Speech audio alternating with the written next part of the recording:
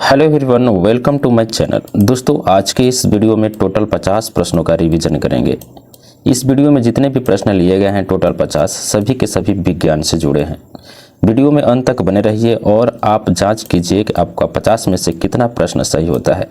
जितना भी प्रश्न आपका सही होता है कमेंट बॉक्स में ज़रूर बताइए। तो आइए इस वीडियो को शुरू करते हैं। पहले प्रश्न में पूछा गया है कि जल का रासायनिक सूत्र क्या है। तो जल का रासायनिक सूत्र होता है H2O। विकल्प B is a correct option. अब देखिए, आपको कमेंट बॉक्स में बताना है कि H2O अर्थात जल का अणु भार कितना होता है। यहाँ पे कमेंट बॉक्स में बताइए कि जो H2O है, H2O का अणु भार कितना होगा। ठीक है। आपका दूसरा प्रश्न है कि मानव शरीर में रक्त को पंप करने वाला अंग कौन सा है।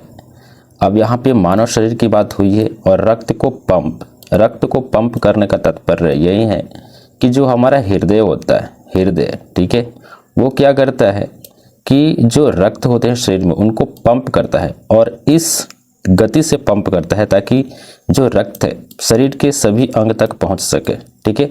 अब जो शरीर के जितने भी भाग होते हैं, हाथ पैर, उसके बाद में जो भी भाग है ना, सभी भागों तक रक्त को पहुंचाने का काम करता है आपका हृदय। विकल्प सी इज करेक्ट आंसर। आपके तीसरे प्रश्न में पूछा गया है कि पौधों में प्रकाश संश्लेषण किसकी उपस्थिति में होता है। आपको पता है कि फोटोसिंथेसिस मतलब प्रकाश संश्लेषण की प्रक्रिया सूर्य की रोशनी में होती है, जिसमें आपको कार्बन डाइऑक्साइड लिया जाता है और ऑक्सीजन को छोड़ा जाता है। लेकिन ये जो उपस्थिति है, क्लोरोफिल होना चाहिए। जो पत्तियों का रंग है, क्लोरोफिल ऊतक द्वारा पत्तियों का रंग हरा होता है। तो क्लोरोफिल अगर रहेगा और इसी की उपस्थिति के कारण ही पौधों में प्रकाश संश्लेषण की प्रक्रिया हो पाती है। विकल्प बी जो करेक्ट आंसर होगा। अगले प्रश्न में पूछा गया है कि पृथ्वी का एकमात्र प्राकृतिक उपग्रह कौन सा है। देखिए, पृथ्वी का एकमात्र जो प्राकृतिक उपग्रह है वो है चंद्रमा। विकल्प बी जो करेक्ट आंसर। फिर पूछा गया है कि ऑक्सीजन का रासायनिक प्रतीक क्या है। तो ऑक्सीजन का जो रासायनिक प्रतीक है ओ। विकल्प ए इज करेक्ट आंसर। आपको कमेंट बॉक्स में बताना है कि ऑक्सीजन का परमाणु क्रमांक कितना होता है। अगला प्रश्न यहाँ पे पूछा गया है कि मानव शरीर का सबसे बड़ा अंग कौन सा है। तो मानव शरीर का सबसे बड़ा अंग, अब देखिए, जो मानव अर्थात हम लोगों का जो शरीर है, सबसे बड़ा अंग अगर पूछ दिया जाए, अगर आपके विकल्प में त्वचा है तो त्वचा इज करेक्ट आंसर हो जाएगा। ठीक है। विकल्प बी जो करेक्ट आंसर होगा। ठीक है, क्योंकि ये जो त्वचा है शरीर के सभी अंग तक जो होते हैं। ठीक है। तो विकल्प बी जो करेक्ट आंसर। लेकिन आपसे ये पूछे कि मानव शरीर का सबसे बड़ा आंतरिक अंग कौन सा है, अर्थात अंदर जो अंग है सबसे बड़ा कौन है, तो उस कंडीशन में यकृत करेक्ट आंसर होगा। तो विकल्प सी इस कंडीशन में करेक्ट आंसर हो जाएगा। लेकिन यहाँ पे आंतरिक की बात नहीं हुई है, त्वचा करेक्ट है। फिर पूछा गया है कि सूर्य के सबसे निकट कौन सा ग्रह है। तो सूर्य के सबसे निकट जो ग्रह है वो है आपका बुध ग्रह सबसे निकट है, जो सूर्य की परिक्रमा केवल 88 दिन में पूरा कर लेता है। ठीक है। तो विकल्प सी जो करेक्ट आंसर। फिर पूछा गया है कि वायुमंडल में सबसे अधिक मात्रा में कौन सी गैस है। देखिए, यहाँ पे बात की है वायुमंडल की, ब्रह्मांड की बात नहीं हुई है। तो वायुमंडल में जो सबसे ज़्यादा मात्रा में गैस है वो है नाइट्रोजन। ठीक है। लेकिन आपसे अगर ब्रह्मांड की बात करें, पूरे ब्रह्मांड में सबसे जो ज़्यादा अधिक मात्रा में जो गैस है वो है हाइड्रोजन। ठीक है। लेकिन यहाँ पे सिर्फ जो पृथ्वी का वायुमंडल है उसमें नाइट्रोजन गैस ज़्यादा है। और यहाँ पर अगर ये प्रश्न पूछा जाए कि पृथ्वी के भूपटल में सबसे ज़्यादा कौन सा गैस है, तो ऑक्सीजन। पृथ्वी के भूपटल में सबसे ज़्यादा ऑक्सीजन है। वायुमंडल में कौन है, तो नाइट्रोजन है। ठीक है। और पूरे ब्रह्मांड में सबसे अधिक कौन है, तो हाइड्रोजन। तो इस प्रश्न के अनुसार विकल्प बी जो करेक्ट आंसर। फिर पूछा गया है कि ध्वनि किस माध्यम में सबसे तेज चलती है। अब देखिए, ध्वनि चलने के लिए माध्यम का होना आवश्यक है। अगर बीच में निर्वात है तो ध्वनि एक जगह से दूसरी जगह नहीं जा पाएगी। तो जितनी सघन माध्यम होगी उतनी ही ध्वनि तेज गति से गमन करती है, चलती है। तो यहाँ पे बात करते हैं ठोस में सबसे तेज गति से ध्वनि चलेगी। तो विकल्प सी जो करेक्ट आंसर। 10वें प्रश्न में पूछा गया है कि बल की SI इकाई क्या है। तो बल की SI इकाई क्या हो सकती है। तो देखिए, कोई भी पदार्थ है, कोई भी पिंड है, यदि हम इन पर कोई कार्य करते हैं और ठीक है, कार्य करने से इस वस्तु के स्थिति में जो परिवर्तन आता है तो समझ लीजिए कि उस पर बल लगाया गया है। ठीक है। तो बल का SI इकाई जो होता है ना, वो होता है न्यूटन। ठीक है, न्यूटन होता है। और ये पूछा है एसआई पद्धति में, ठीक है। अगर आपसे ये पूछ लिया जाए कि सीजीएस पद्धति में क्या होगा, तो उस कंडीशन में डाइन होता है। क्या होता है? डाइन इज करेक्ट आंसर हो जाएगा सीजीएस पद्धति में, लेकिन यहाँ पे एसआई पद्धति पूछा है तो न्यूटन करेक्ट। फिर पूछा गया है कि विद्युत धारा की एसआई इकाई क्या है। तो देखिए विद्युत धारा की एसआई इकाई है एम्पियर, विकल्प बी इज करेक्ट आंसर। पूछा गया है कि प्रकाश की गति सबसे अधिक किस में होती है। तो प्रकाश की गति सबसे अधिक जो होगी ना, वो आपका निर्वात में होगी, विकल्प डी इज करेक्ट आंसर। फिर पूछा गया है कि पृथ्वी पर गुरुत्वाकर्षण का सिद्धांत किस वैज्ञानिक ने दिया था। पृथ्वी पर गुरुत्वाकर्षण के बारे में जो जानकारी देते हैं वो न्यूटन देते हैं, तो विकल्प बी जो करेक्ट आंसर। दोस्तों वीडियो पसंद आ रहा है आपको, वीडियो को लाइक जरूर कीजिए। चैनल पर पहली बार हैं तो चैनल को सब्सक्राइब भी कीजिए। अगले प्रश्न में पूछा गया है कि मनुष्य के शरीर में सामान्यतः कितने दांत होते हैं। ये बच्चों वाला प्रश्न है, ठीक है, 32 दांत होते हैं, विकल्प सी जो करेक्ट। फिर पूछा गया है कि विटामिन सी की कमी से कौन सा रोग होता है। तो विटामिन सी की कमी से जो है ना स्कैर्वी रोग होता है, स्कैर्वी रोग होता है। और आपको पता है जो विटामिन सी है, ठीक है, यह खट्टे फलों में ज़्यादा पाया जाता है, ठीक है। ओके, अगला जो प्रश्न है, विटामिन डी की कमी से कौन सा रोग होता है। तो विटामिन डी की कमी से जो बात करते हैं, यहाँ पे रिकेटिस नामक रोग होता है, ठीक है, विकल्प ए इज करेक्ट आंसर। पूछा गया है कि रक्त का लाल रंग, आपको पता है कि रक्त जो हमारा है मनुष्य के या अन्य किसी जानवर का जो रक्त है वो लाल होता है, ठीक है। लेकिन एक और जीव है अमीबा, ठीक है, उसका रंग, उसका जो लाल रंग है वो लाल नहीं होता, खून का रंग, ठीक है। लेकिन मनुष्य का जो रक्त है वो लाल रंग का होता है, ठीक है। तो यहाँ पे बात करते हैं किसके कारण, तो ये जो होता है हीमोग्लोबिन के कारण, विकल्प बी इज करेक्ट आंसर। फिर पूछा गया है कि मानव शरीर में रक्त को शुद्ध करने का मुख्य कार्य कौन करता है। तो मानव शरीर में जो रक्त को शुद्ध करने का कार्य करता है ना, वो है आपका गुर्दे, विकल्प बी इज करेक्ट आंसर। गुर्दा मतलब किडनी। अगला प्रश्न है कि पानी का क्वथनांक सामान्यतः वायु दाब पर कितना होता है।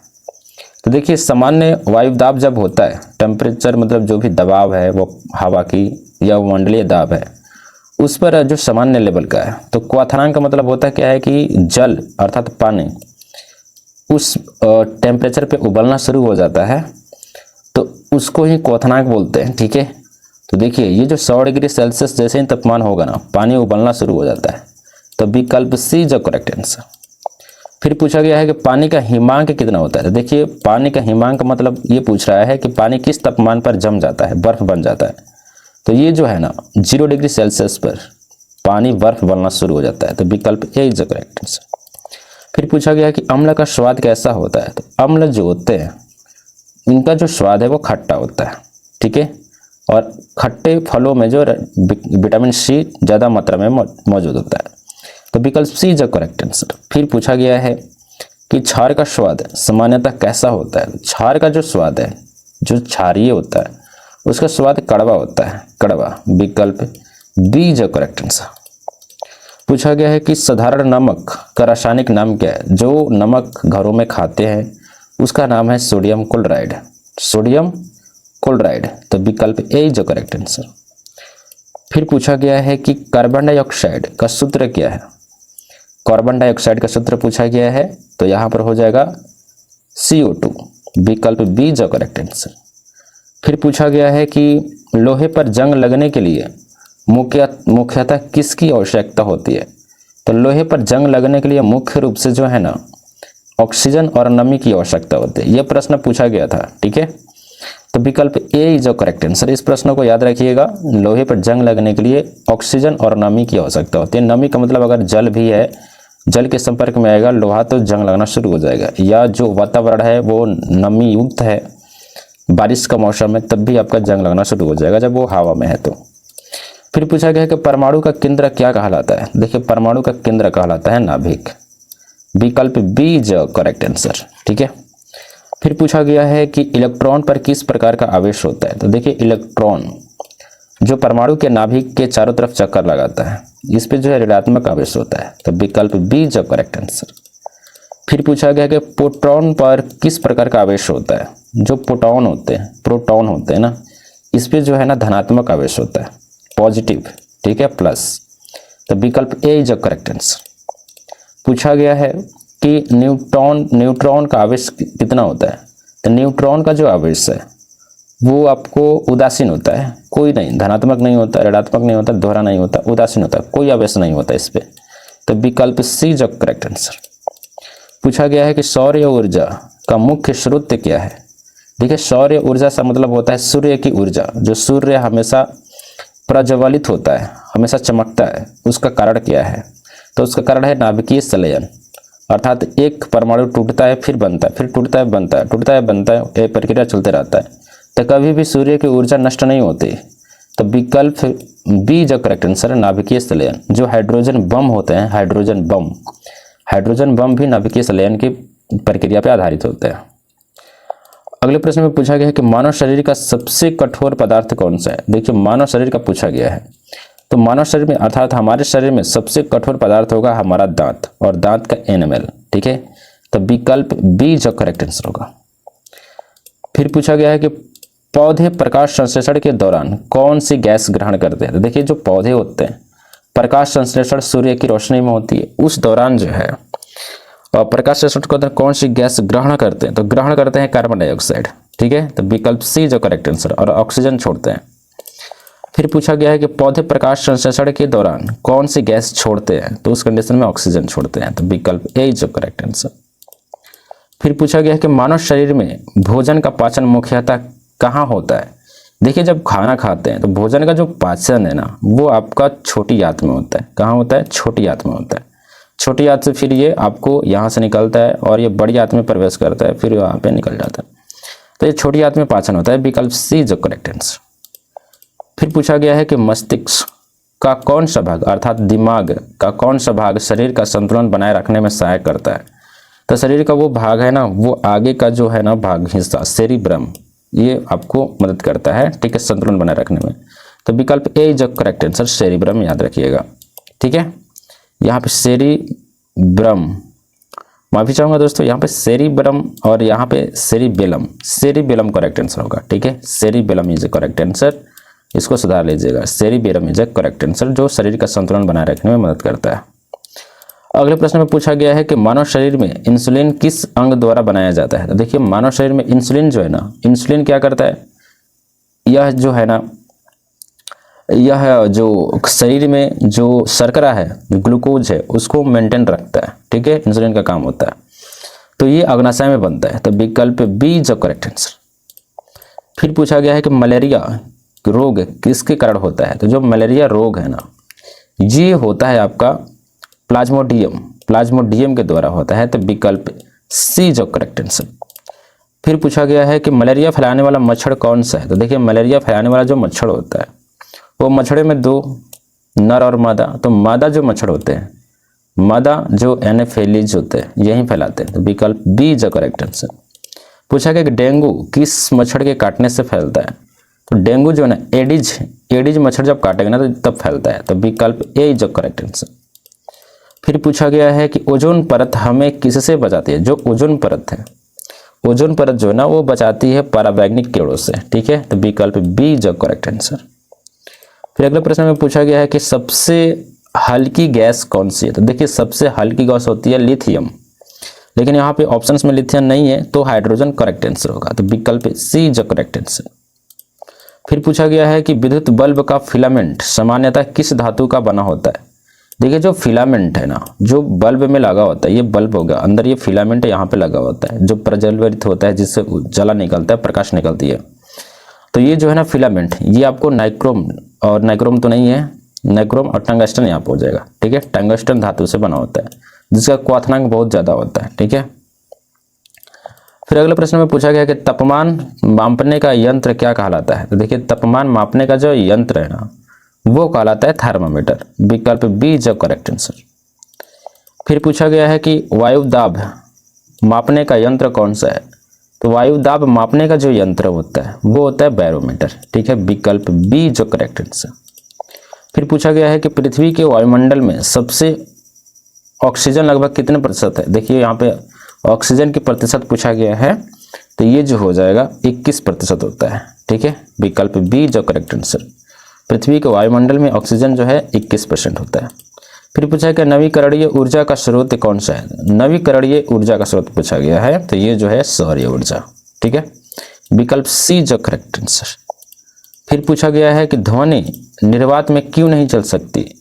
तो जो ध्वनि है निर्वात में इसलिए नहीं चल सकती, उससे माध्यम की आवश्यकता होती है। ध्वनि जो है ना एक जगह से दूसरी जगह जाने के लिए माध्यम की आवश्यकता होती है, ठीक है, इसलिए वो गमन कर पाती है। लेकिन यहाँ पे नहीं चल पाती है क्योंकि उससे माध्यम की आवश्यकता होती है। जो माध्यम नहीं होगा तो ये ध्वनि चल भी नहीं सकती। फिर पूछा गया है कि दर्पण में प्रकाश का कौन सा गुण दिखाई देता है। देखिए दर्पण में जो प्रकाश का गुण है ना वो आपका परावर्तन गुण दिखाई देता है। विकल्प बी जब करेक्ट आंसर होगा। फिर पूछा गया कि लेंस की शक्ति की एसआई इकाई क्या है। तो लेंस की शक्ति का होता है डायोप्टर होता है। तो विकल्प बी जब करेक्ट आंसर। पूछा गया है कि मनुष्य में श्वसन के लिए मुख्य अंग कौन सा है। तो मनुष्य में श्वसन के लिए मुख्य अंग होता है फेफड़ा होता है। विकल्प बी जब करेक्ट आंसर हो जाएगा। तो दोस्तों ये रहे टोटल 50 प्रश्न। आपका कितना प्रश्न सही हुआ कमेंट बॉक्स पे जरूर बताइए। वीडियो पसंद आया तो वीडियो को लाइक कीजिएगा। चैनल पर पहली बार है, चैनल को सब्सक्राइब अभी तक नहीं किया है तो चैनल को सब्सक्राइब कर लीजिए प्लीज, ठीक है। मिलते हैं अगले वीडियो में। बहुत बहुत धन्यवाद।